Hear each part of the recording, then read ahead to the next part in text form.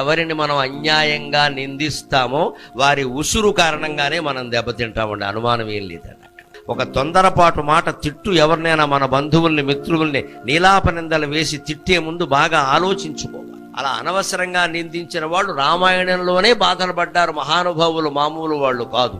అగ్ని ప్రవేశం అప్పుడు సీతాదేవిని అనేక రకాల మాటలు అన్నాడు రామాయణంలో రాముడు. ఇప్పటికీ దాన్ని విమర్శిస్తారు చాలామంది హేతువాదులు, వాళ్ళు పూర్తిగా చదవక విషయం తెలియక అన్నాడు, అనేక రకాల మాటలు అన్నాడు. భర్తగా నిన్ను కాపాడాను నేను, నీ ఇష్టం వచ్చిన చోటుకి వెళ్ళొచ్చు అన్నాడు. అంతకంటే అవమానం ఉందా? ఆ మాట ఎందుకు రాముడి నోట వచ్చిందో తెలుసా? సీతాదేవి ఇంచుమించు అంత మాటనే లక్ష్మణుడిని అందమ్మ. గమనించండి, రామాయణం చదవకుండా మాట్లాడకండి.